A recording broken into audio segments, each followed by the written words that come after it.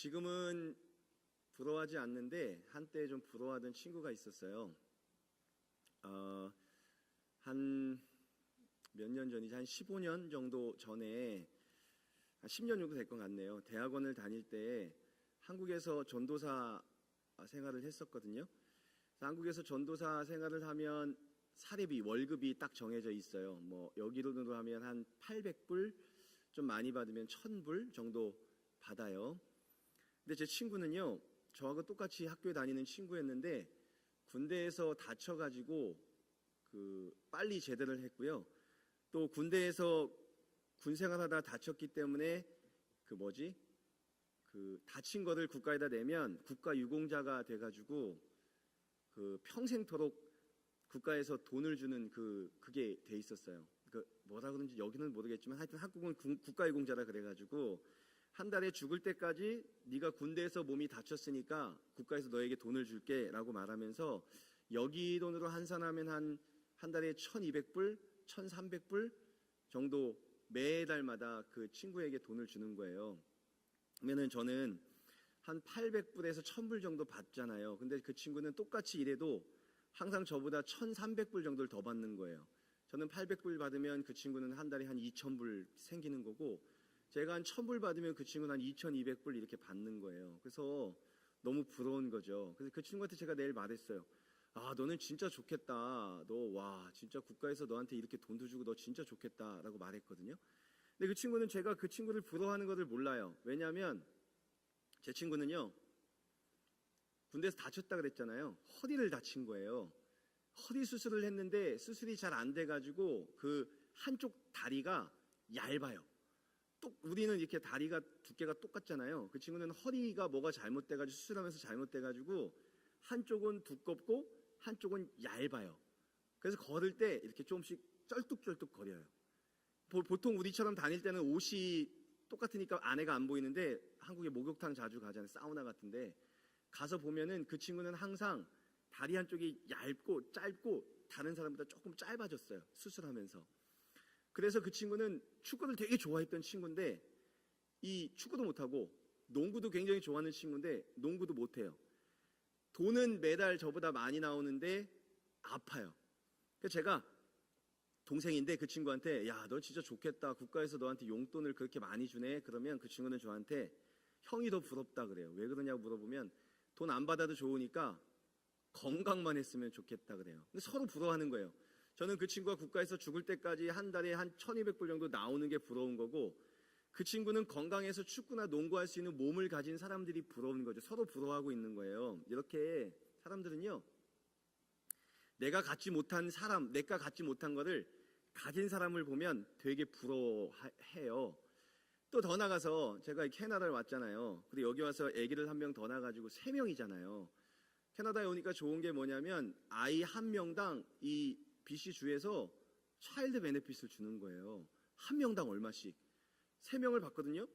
그러면 제 친구가 받았던 돈보다 훨씬 더 많이 나와요. 그러니까 저는 소원을 이룬 거죠. 옛날에 야, 너 진짜 국가에서 매달마다 1300불씩 주니까 좋겠다 그랬는데 지금 생각해보니까 한국에 있는 그 친구보다 제가 더 많이 받는 거죠. 아무것도 안 했는데 국가에서 주는 걸로.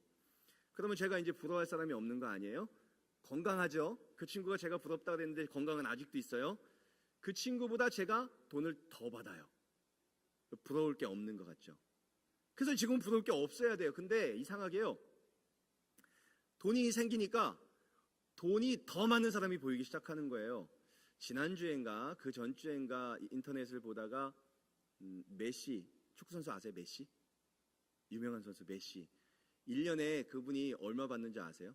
제가 그거를 이 캐나다 달러로 한번 계산해 보려고 막 써봤거든요. 한국으로 말하면 되게 많은 돈인데 여기는 어떻게, 근데 제가 셀 수 없는 금액이더라고요. 메시가 얼마 받는지 아세요? 한 달에? 아니 1년에? 얼마 정도 받을 것 같으세요? 1년 동안 축구만 해가지고. 계속 하는 것도 아니에요. 시즌하고 쉬었다가 또 시즌하고 쉬었다 하는데 1년 동안 버는 돈 얼마나 벌 것 같으세요? 아니, 메시는 너무 많으니까 다른 사람부터 할까요? 한국에서 지금 잘 나가는 손흥민 얼마나 받을까요? 모르겠어요. 몇 억 받겠죠? 그 다음에가 이제 제가 부러운 사람이 호날두, 지금 어디 이탈리아 가서 뛰고 있나? 거긴 얼마 받을 것 같으세요? 거기가 여기는 계산이 안 돼요. 한국 돈으로 약 700억. 그러니까 한 달에 한 70억씩 버는 거죠. 그냥 축구 몇 번 하면은 한 달에 통장에 70억. 여기 하면 뭐죠? 7포인트 하여튼 계산이 안 돼요. 그러면 메시는 얼마나 받을까? 그래서 쳐봤어요. 메시 연봉. 놀라지 마세요. 메시가 1년 동안 축구만 하면 얼마를 버냐면 1,200억. 1,200억이요. 한 달에 축구만 해서 100억씩 버는 거예요. 100억씩. 놀랍지 않나요?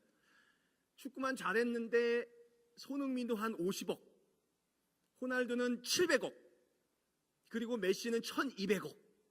거기에다 광고 수입 때리고 뭐하고 뭐하면 엄청나겠죠? 이게 보니까요, 학교 다닐 때는 1,300불 더 받는 친구가 부러웠는데 1,300불 더 하는 대로 나라에 와서 살다 보니까 이제는 그거보다 더 많이 받는 사람, 또 그걸 받으면 더 많이 받는 사람, 더 많이 받는 사람이 계속 부러운 거는 어쩔 수 없는 거예요. 그래서요, 이런 생각은 하면 안 돼요. 내가 조금만 더 월급을 많이 받으면, 내가 조금만 돈을 많이 벌면 착한 일 해야지, 주로 선교사님을 돕거나 불쌍한 이웃에게 내 것을 내놓거나 기부를 하거나 이런 것들을 어떤 사람들은 내가 조금만 더 돈 많이 벌면 해야지 라고 생각하고, 내가 조금 더 좋은 직장에 가면 해야지 라고 생각하는 사람이 많아요. 그런데 제가 해보니까요, 많이 벌진 못했지만 그만큼 벌면 또 더 많이 가진 사람이 또 보이고요, 그만큼 또 벌면 또 더 많이 가진 사람이 보여서 내 것을 남에게 내놓을 수가 없는 거예요. 그게 세상 사는 이치인 것 같아요. 제가 그래서 축구를 잘하는 건 아니지만 어쨌든 다시 꿈을 꿀 때 축구를 너무 잘해가지고 메시처럼 1,200억을 번다. 그러면 제 돈을 다른 사람을 위해서 내줄 수 있을까요? 아마 저는 못할 것 같아요. 또 더 많이 돈 버는 사람이 또 보일 것 같고 또 보일 것 같고 또 보일 것 같아요. 여러분 어떠세요? 그런 상상은 해볼 수 있잖아요. 로또를 사거나 복권을 사가지고 내가 갑자기 400억이 당첨이 됐다. 그러면 우리는 돈이 많이 생겼으니까 남을 위해서 내 돈을 쓸 거다 생각해 보신 적 있으세요? 아마 안 될 거예요. 또 더 많이 갖고 싶고 또 더 많이 갖고 싶을 것 같아요. 이 얘기를 왜 하냐면 다윗 얘기를 하려고 그러는데요, 다윗이 왕이 됐어요. 그래가지고 이제 나라를 세웠어요. 어떻게 하다 보니까 이 나라의 왕이 됐어요. 근데 아직 남아있는 게 있는데 주위에 아직까지 우리가 점령해야 될 나라가 너무 많은 거예요. 전쟁을 계속해야 돼요. 근데 다윗이 생각해 봤어요. 내가 전쟁을 계속해서 다른 나라를 점령하는 게 좋은 건가, 아니면 지금 이 자리에서 다른 걸 뭘 해야 되는가라는 생각을 막 복잡하게 했어요. 저라면 전쟁만 할 것 같아요. 왜 전쟁이 좋냐면 전쟁에서 다른 나라를 쳐서 이기잖아요. 그러면 그 나라에서는 왕을 위해서 매 달마다 돈을 올려보내야 돼요. 내가 농사 짓지 않고 일 안 해도 다른 나라에서 오는 세금을 받아서 살 수 있거든요. 그래서 전쟁을 계속한 거예요. 근데 다시 생각했어요. 전쟁을 해서 다른 나라를 이기는 것을 계속할까, 아니면 이대로 사는 게 맞나? 내가 뭘 해야 될까? 고민을 하다 보니까요, 한 가지 하고 싶은 게 있어요. 지금 안 하면 안 되는 거. 지금 내가 왕이 됐는데 지금 안 되면 안 되는 게 딱 하나 있는데, 그게 뭐냐면 법궤. 그림 하나 띄워주시겠어요? 법궤. 이게 중요한 거. 이거 뭔지 아세요? 하나님의 법궤라고 불리는 거예요. 이게 이스라엘에는 완전히 상징이에요. 하나님께서 저 법궤를 만들면서 하나님이 살아계신다는 것을 보여주기 위해서 저것을 이스라엘 가운데 갖고 있으라고 말씀하시면서 저 법궤를 만들게 하셨어요.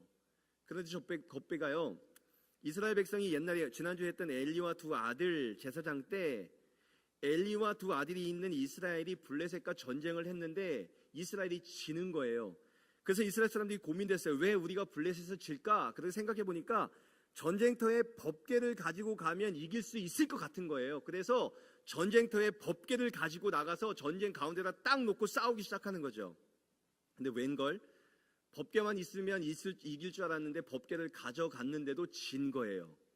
그리고 블레셋에 지면서 이 법궤를 빼앗긴 거죠. 그리고 블레셋 사람들이 그 이스라엘을 이길 뿐만 아니라 이 법궤를 자기네 땅으로 가져간 거죠.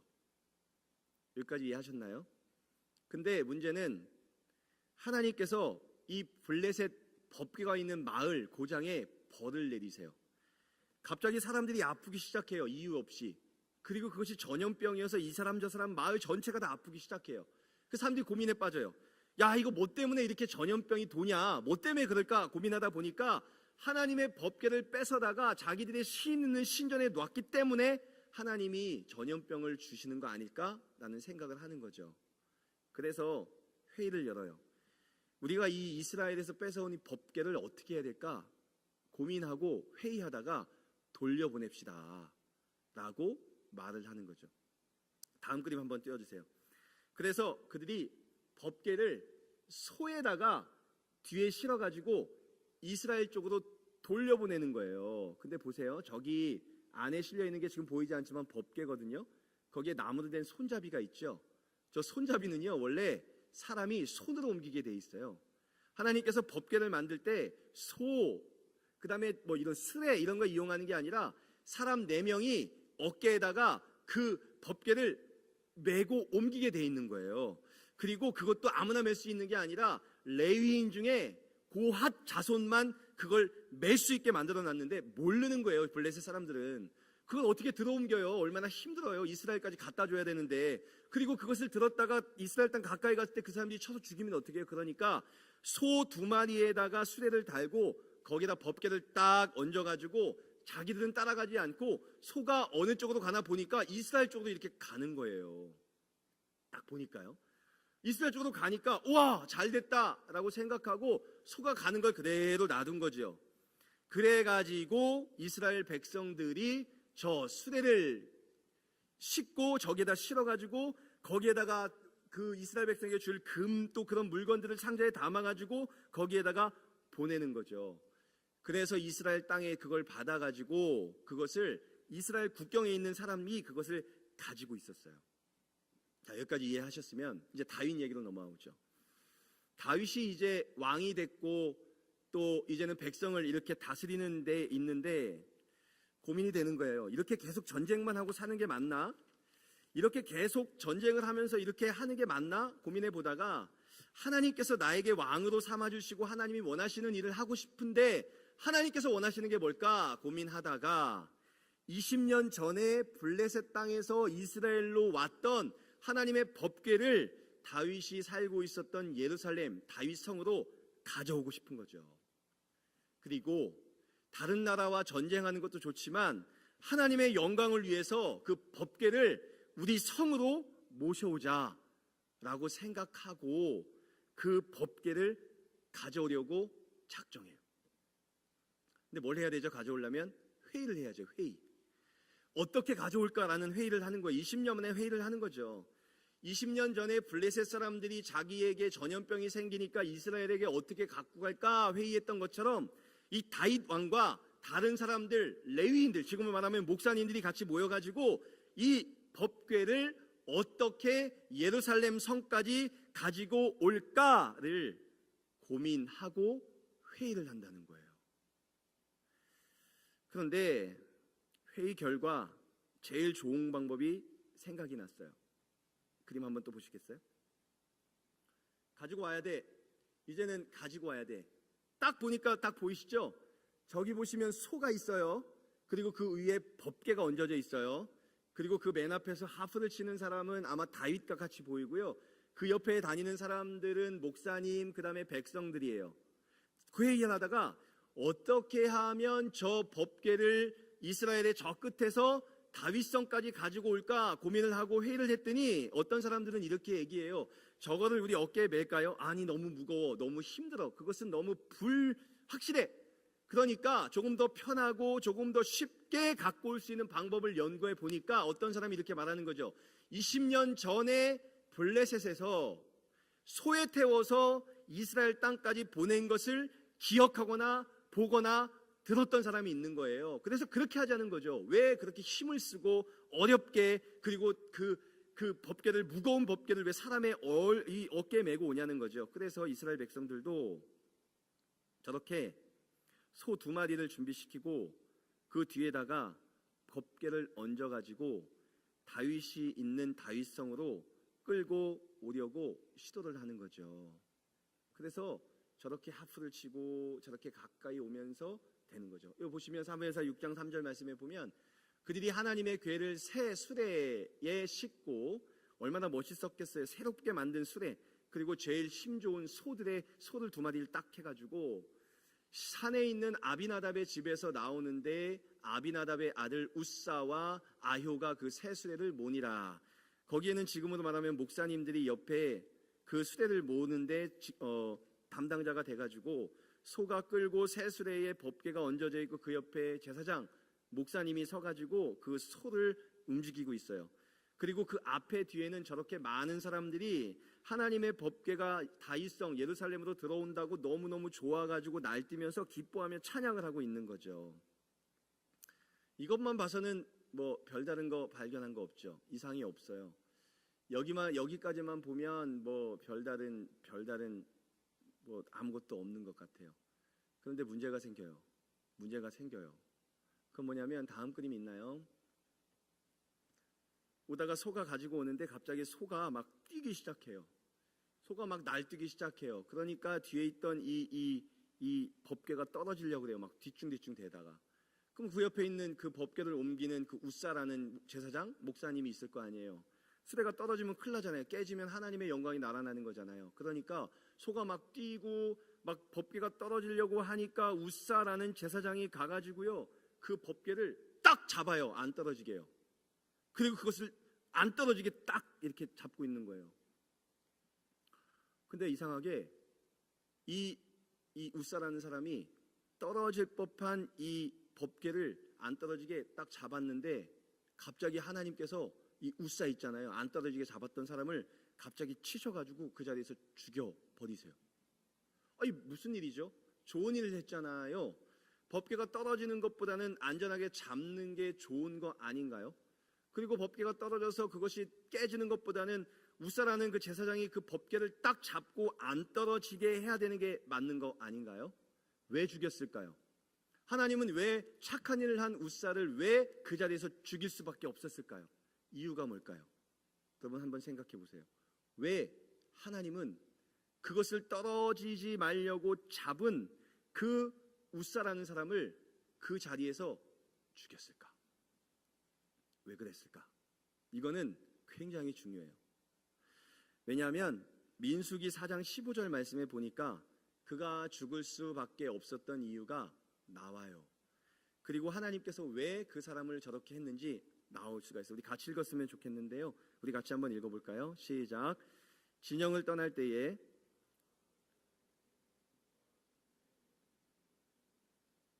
고핫 자손들이 와서 매일 것이니라. 그러나 성물은 만지지 말라. 그들이 죽으리라. 회막 물건 중에서 이것들은 고핫 자손이 맬 것이다. 이게 지금 법궤를 옮겨야 되는 방법이에요. 하나님께서 옛날에 모세에게 앞으로 이것을 내가 만들도록 너희에게 지시하고 너희가 이것을 만들 텐데 그것을 옮길 때는 반드시 두 가지를 지켜야 된다. 첫 번째, 이것은 소나 수레에다가 실어가지고 나르는 것이 아니라 고핫 자손들이 반드시 어깨에 매야 된다. 두 번째, 그 성물을 절대 사람의 손으로 만져서는 안 된다. 지금 이스라엘 백성들이 잘못한 게 뭐죠? 두 가지 잘못한 게 있어요. 첫 번째, 어깨에 매야 된다는 하나님의 말씀이 있었는데 하나님의 말씀대로 한 것이 아니라 수레에다가 올려 태웠어요.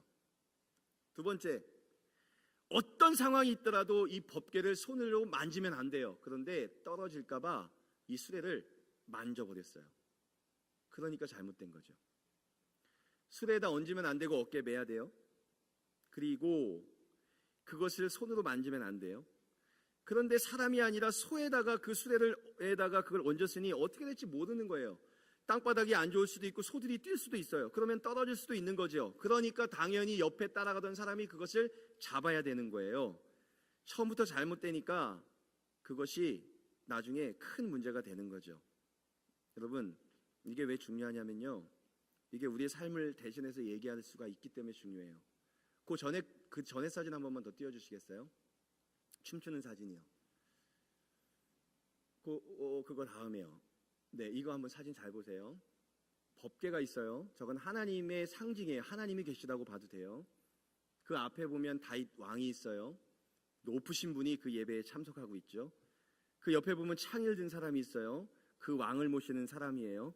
그 뒤에 보면 사람들이 막 나팔을 불고 막 춤을 추면서 하나님의 법궤가 움직인 것을 굉장히 좋아해요. 일반 백성이 엄청 많았다고 성경에는 나와요. 거기에 또 그 옆에 보이는 저 우측에 보이는 저 사람은 아마 제가 볼 때는 제사장이 아닐까라는 생각이 들어요. 자 보세요. 여기에 지금 이 법궤를 옮기는 데는요, 목사님도 계셨고, 네, 왕도 있었고, 백성들도 있었고, 찬양팀도 있었어요. 다시요. 법궤를 옮기는 저 예배의 공간 안에는요, 목사님, 왕, 일반 예배를 드리는 성도들, 그리고 악기를 연주하는 찬양팀의 세션들, 그리고 입으로 찬양하는 찬양팀들 다 있었어요. 겉으로 볼 때는 이상이 없는 예배예요. 아무런 문제가 없는 예배예요. 겉으로 볼 때는 예배에 필요한 모든 인원이 다 있어요. 우리와 같은 예배죠.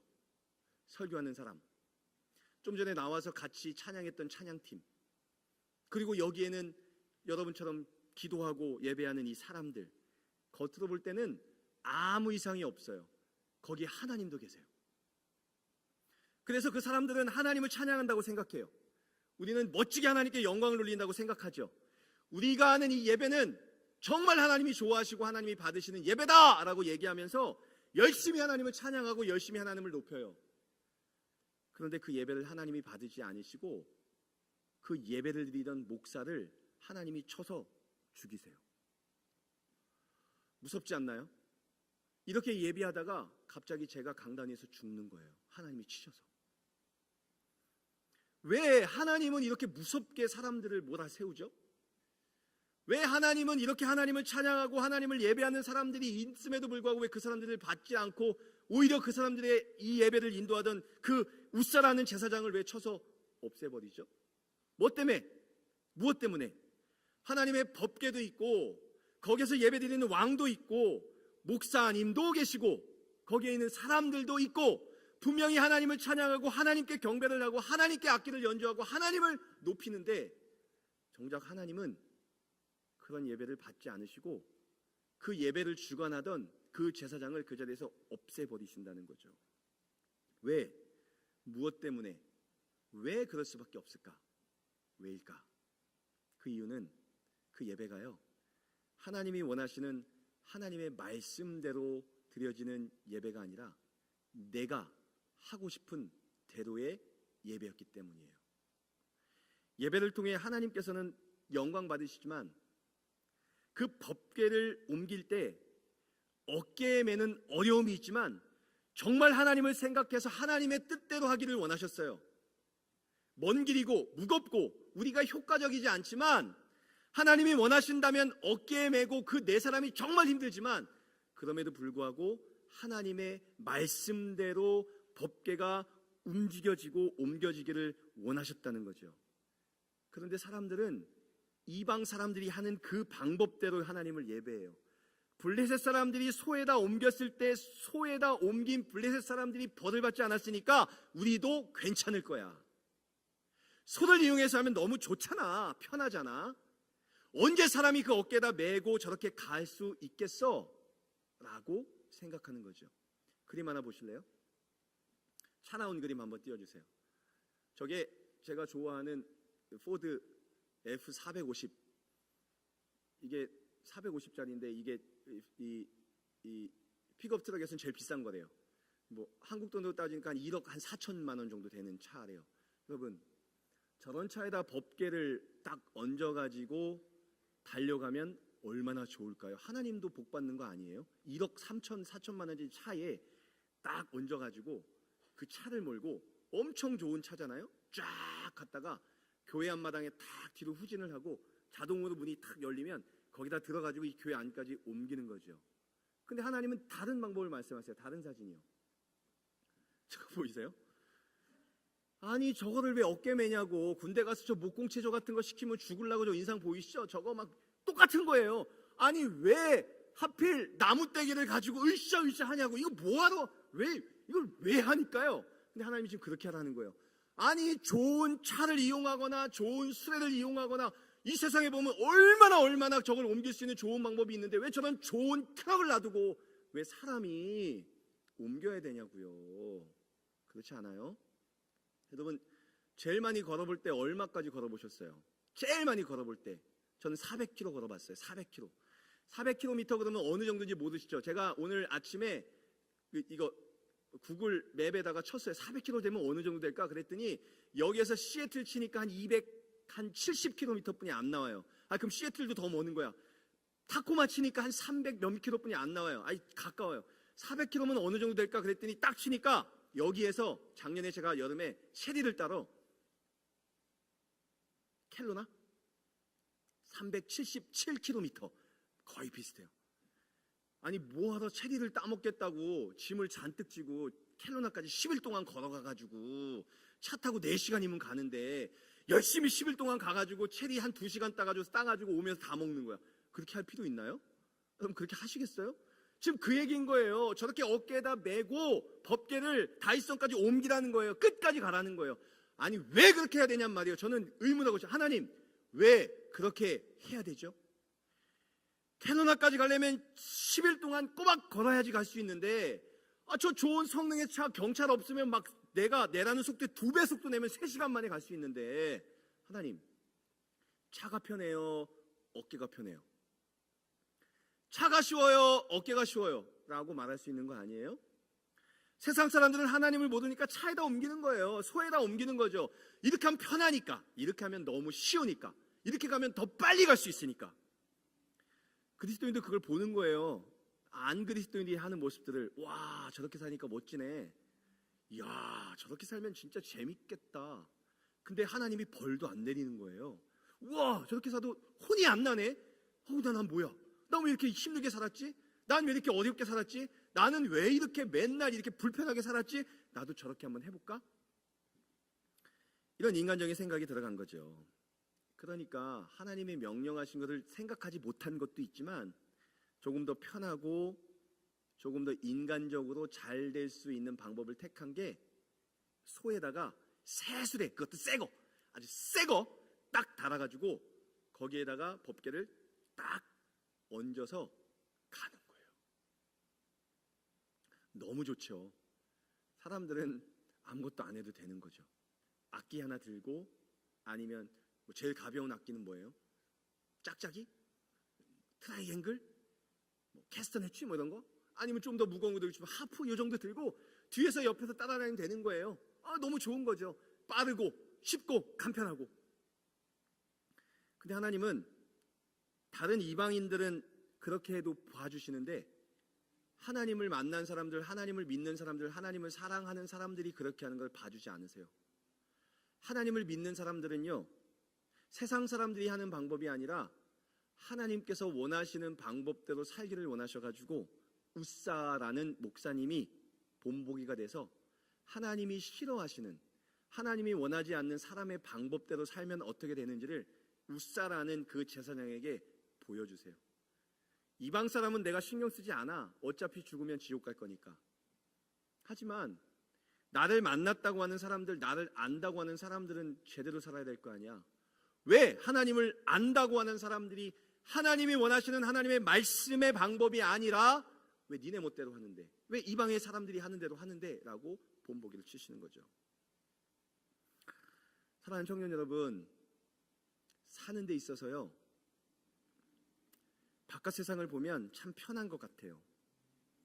지금 이 시간에도 어떤 사람들은 이제 겨울이 지나가고 여름이 오면 탈 수 없는 스키, 스노우보드를 타려고 지금도 아마 위슬러에 엄청 많이 모여 있을걸요. 또 어떤 사람들은 날씨가 너무 좋아서 돗자리를 들고 나가서 로키 포인트에 가서 앉아서 지금 통닭을 뜯을 수도 있어요. 근데 여기 있는 사람들을 보면 아침에 제가 벌써 9시부터 본 사람이 여럿이 돼요. 왜 그러고 사세요? 어떤 사람들은 토요일 날 와서 연습을 해요. 어떤 사람 보니까 금요일 날 영어 예배하는 데 가서 키보드를 치고 있더라고요. 어떤 사람들은 동아리 활동한다고 기독교 서클에 들어가지고 거기서 성경 공부를 받고 있어요. 왜들 그렇게 하세요? 뭐 때문에? 신나고 편하고 간편하게 살 수 있는 방법이 많지 않나요?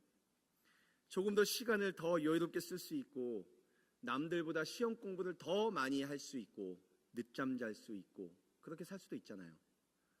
그런데 여러분은 왜 그런 방법을 택하지 않고 왜 이곳에까지 나와 예배를 드리고 알아주지도 않는데 아이들을 위해 교사로 섬기고 아무도 축하해주지 않고 격려해주지 않는데 왜 찬양팀으로 또 각 팀에서 섬기고 계십니까? 저는 알아요. 그것이 하나님이 기뻐하시는 길이기 때문에 세상 사람들이 뭐라 하든 나는 세상 사람들의 기준과 길이 아니라 하나님이 기뻐하시는 길을 쫓아가겠다는 각오가 돼 있기 때문에 그렇게 하는 줄로 저는 믿어요. 이 설교를 준비하다가 저는 마음 아픈 게 하나가 있었어요. 뭐냐면 제가 청년부를 맡은 지 1년 6개월이 지났어요. 그리고 제 마음속에 이런 생각이 들었어요. 나는 그동안 임원들과 팀장들과 함께 엄청나게 많은 회의를 했는데 과연 그 회의는 하나님의 영광을 위한 하나님의 길을 쫓아가기 위한 회의였는가? 아니면 세상 사람들이 하는 그런 회의의 한 종류의 회의만 했었는가? 작년이 지나가면서 팀장 혹은 리더의 자리가 얼마나 어려운지 알아서 1년 동안 리더가 아니라 팀장 그리고 팀으로 운영해 보자라는 의견들이 우리 회의를 통해서 얻게 되었어요. 그리고 목사로서 잘할 줄 알았어요. 잘 해낼 줄 알았어요. 팀을 만들어서 팀을 꾸리고 팀장을 잘 지도하면 될 줄 알았어요. 그렇게 시작을 한 게 작년 9월이에요. 그런데 잘 될 줄 알았던 내 생각은 착각이었구나라는 결과를 얻었어요. 지금 생각해보니 여러 가지 생각들, 회의들이 결국에는 어쩌면 더 편하고 더 쉽고 더 간편하고 조금 덜 힘든 방법을 택하다 보니 그 방법을 택하지 않았나? 라는 생각을 해보지 않을 수가 없어요. 조금 더 힘들어도 조금 더 시간이 많이 들어도 조금 더 이 생각을 많이 하게 되더라도 조금 더 남들보다 시간을 빼앗겨도 그래도 편하고 간편하고 남들이 볼 때 좀 손쉬운 방법이 아니라 진짜 하나님이 원하셨던 방법을 택해야 될 것이 아니었나? 라는 생각을 하게 됐어요. 그리고 지난 1년 6개월을 돌아보니까 제가 내린 선택들 또 거기에 대한 어떤 결과들이 하나님이 아니라 내 자신이 좀 더 편하게 가고 싶은, 조금 더 쉽게 가고 싶은 것 때문에 하나님을 고려하지 않고 내 원하는 대로 택하고 선택했던 것들이 많았다는 것이 막 밝혀지더라고요. 하나님이라는 이름도 있고 하나님의 이름을 가지고 기도도 시작했고 그 회의는 하나님의 영광을 위한 교회 안에서 진행된다라고 생각을 했고 거기에는 목사, 왕 같은 우리 임원들, 때로는 팀장님들, 또 다른 사람들, 악기를 들고 춤추는 사람들, 찬양하는 사람들, 하나님을 예배한다고 모인 사람들이지만 어쩌면 그 안의 주인은 하나님이 아니라 사람이 되어서 우리가 좀 더 편한 방법, 우리가 좀 더 쉽게 다가갈 수 있는 방법, 우리가 좀 더 쉽게 해결할 수 있는 방법들을 찾느라 많은 시간을 쓴 것은 아닌가 라는 후회가 제 마음속에 있었어요. 이거는 공동체적인 제 고백이고 여러분의 삶에서는 어떻습니까? 이거를 하면 하나님이 영광 받으시는 건 알겠지만 너무 어려워. 어깨에다가 그 법궤를 메고 어떻게 수십 킬로를 걸어갈 수 있단 말이지? 이거는 아니야. 이걸 하려면 내 어깨를 내려놔야 돼. 이걸 하려면 내 발에 물집이 잡힐 수도 있어. 이걸 하면 내 사타구니가 다 헐 수도 있어. 그러니까 이렇게 어렵고 힘든 과정 말고 좀 더 쉽게 갈 수 있는 방법을 찾아보자. 조금 더 쉽고 간편하고 남들이 볼 때도 잘했다고 칭찬받을 수 있는 방법들, 여러 방법들이 많이 있죠. 이번 주에 큐티 하신 분들은 알겠지만 한 부자 청년이 예수님께 찾아와서 예수님, 영생을 얻고 싶습니다 라고 말을 해요. 예수님이 웃으세요. 그리고 10계명에 있는 5계명부터 10계명까지를 얘기하면서 이거 지켜라 라고 말해요. 그러니까 부자 청년이 말해요. 예수님, 저는 태어나서부터 지금까지 그 모든 것들을 지키고 살고 있습니다. 예수님이 놀라세요. 그래? 그러면 한 가지가 더 있다. 청년이 말해요. 뭡니까? 너는 지금 돈이 엄청 많은 부자가 아니냐?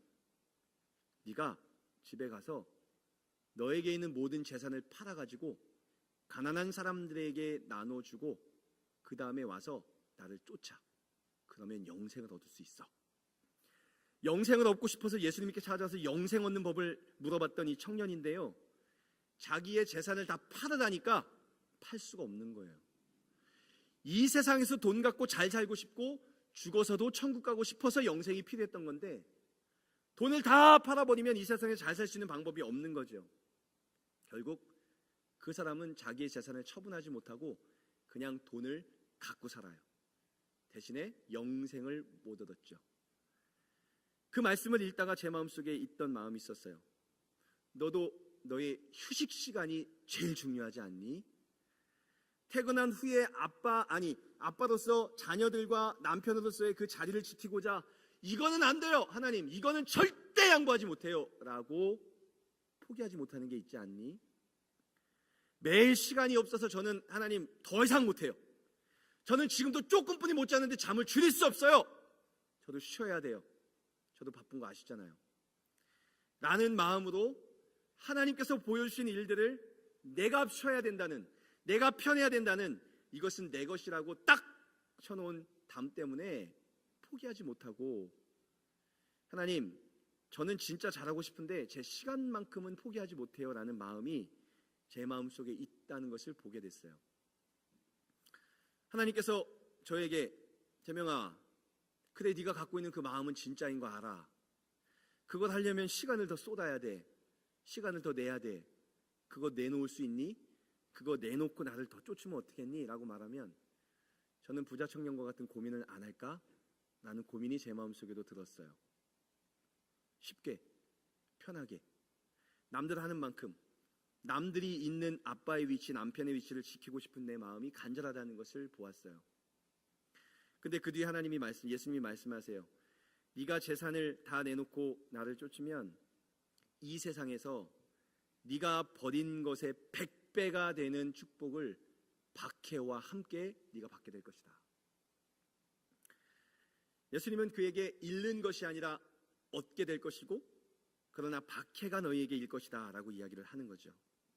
결국은 포기해야, 내려놔야, 그것을 하나님 앞에 복종시켜야 하나님께서 그에 항응하는 복을 주시고 또 하나님의 영생과 더불어 하나님의 복을 주신다는 약속의 말씀이 있더라고요. 저는 공동체적이거나 개인적이거나 우사가 실패한 첫 번째 삶을 살아가는 사람이구나 라는 생각을 하지 않을 수가 없었어요. 조금 더 편하고 조금 더 시간을 더 들이지 않고 빠르고 쉽게 해결할 수 있는 방법을 매일마다 찾고 있거든요. 어렵지만 하나님이 원하시는 방법, 오래 걸리지만 하나님이 진짜 원하시는 방법, 그거를 고민하느라 씨름하고 기도하고 헤매이는 것이 아니라 조금 더 쉽게 갈 수 있는 길을 찾고자 매일마다 머리를 쓰는 사람이더라고요. 여러분은 어떠십니까? 같이 이 말씀을 가지고 고민하는 저와 여러분이 되었으면 좋겠습니다. 이번 일주일 동안 한번 고민해 보셨으면 좋겠습니다. 나는 내 삶을 어떻게 살아가고 있지? 나는 내가 속한 공동체에서, 내가 속한 청년부에서 나는 어떤 생각과 어떤 삶을 살아내고 싶지? 혹시라도 하나님의 방법과 하나님이 원하심이 아니라 내가 편한 방법대로 내게 도움이 되는 대로가 하나님보다 더 크게 보인다면 그것은 어쩌면 다윗, 우사의 위치에 내가 서 있는 사람이 될 수 있다는 거 기억하시는 시간이 되었으면 좋겠어요. 하나님을 위해, 하나님의 영광을 위해 어렵지만 힘들지만 그럼에도 불구하고 하나님이 원하시는 방법대로 내 삶과 내 열정을 내어드릴 수 있는 청년들, 어려운 길이지만 먼 길이지만 그래도 하나님이 원하시는 이 길을 택하겠다고 고백하는 청년들, 그런 청년들 될 수 있기를 간절히 소망해요. 그러기를 바라고요. 그렇게 함으로 인해서 하나님이 주시는 축복이 여러분의 삶 속에 있었으면 좋겠어요. 진심으로요. 제가 드릴 수 있는 건 아니지만 하나님이 주신다 약속하셨으니까 그 약속이 여러분의 삶 속에 있을 거라 확신해요. 그런 삶을 살아내는 저와 여러분 되시기를 소망합니다.